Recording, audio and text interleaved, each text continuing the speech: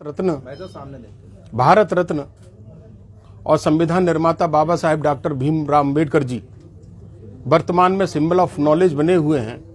Australia, Brazil और Canada में उनकी मूर्ति स्थापित की जा रही है वहाँ की सरकारों द्वारा,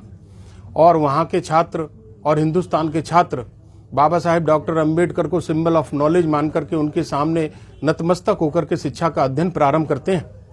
बाबा साहेब 6 दिसंबर 1956 को उनकी मृत्यु हो गई थी और 13 जनवरी 1957 को आगरा में बाबा साहेब डॉक्टर अम्बेडकर जी की अस्थियां आई थीं और उनके पुत्र यशवंतराव अम्बेडकर जी उन्हें लेके आए थे।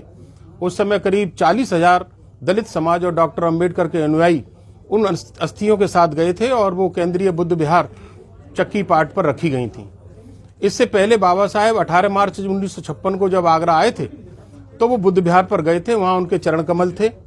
वहाँ उनका एक बीजक नेम प्लेट भी लगाया गया था पंचों द्वारा, और उसके बाद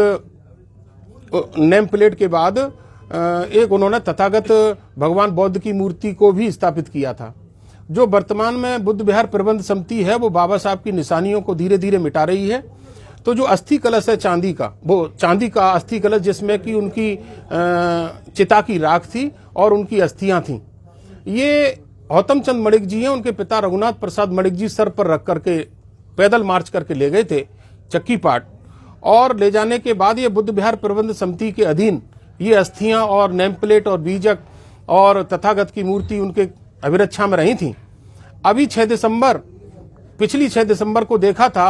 एक व्यक्ति ने उस अस्थि कलश को साफ करने की दृष्टि से, तो उसमें अस्थियां नदारद थीं,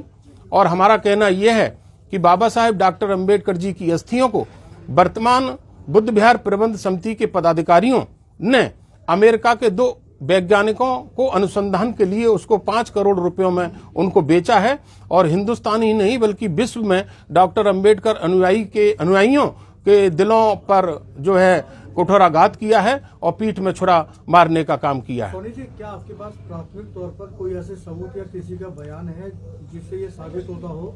कि 5 करोड़ रुपए में अस्थियों को बेचा? देखिए, हमको तो सबसे पहले ये बताया गया कि उसमें से चिता की राख गायब है, और आप भी जाके देख सकते हैं उसमें राख नहीं मिलेगी। इसके बाद आप ये भी जानते हैं कि जो अस्थियां होती हैं, छोटी छोटी अस्थियां होती हैं, उसमें एक भी अस्थि नहीं है इस समय।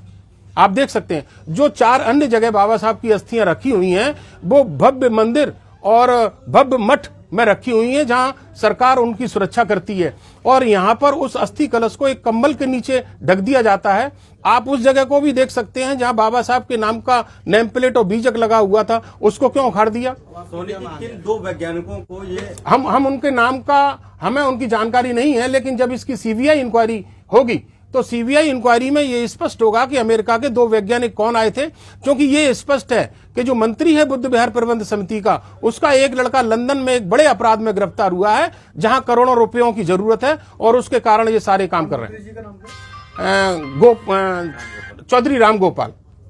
उनका लड़का लंदन में गिरफ्तार है और जेल में है। इसीलिए इन्होंने बुद्ध विहार अहमदपुर की जमीन को बेचा था, जिसको हमने वापस कराया, और इन्होंने माफी मांगी और लिखित में माफी मांगी। अभी इन्होंने चिट फंड सोसाइटी के सब रजिस्ट्रार को ये पत्र लिखा है कि बुद्ध विहार चक्की पाट की जो संपत्ति है हम उसको बेचना चाहते हैं। वो पत्र मैंने आपको दिया है,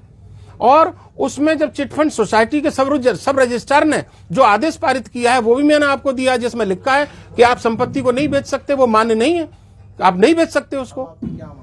हमारी ये मांग है कि इनके खिलाफ FIR दर्ज हो, मामले की सीबीआई इंक्वायरी हो, और उत्तर प्रदेश सरकार बुद्ध विहार प्रबंध समिति को हटा करके उसको टेक ओवर करे, और टेक ओवर करने के बाद जिला अधिकारी महोदय आगरा को उसका रिसीवर नियुक्त करें, और एक भव्य इमारत उसकी बनाई जाए जहां बाबा साहब, देखिए बाबा साहब की अस्थियां,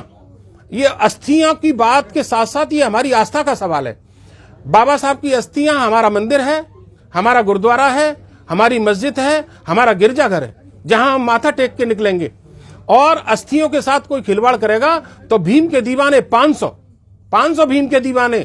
कलेक्ट्रेट पर जाकर के आत्मदाह करेंगे, अगर इन्होंने FIR नहीं लिखी और इन लोगों को गिरफ्तार नहीं किया तो।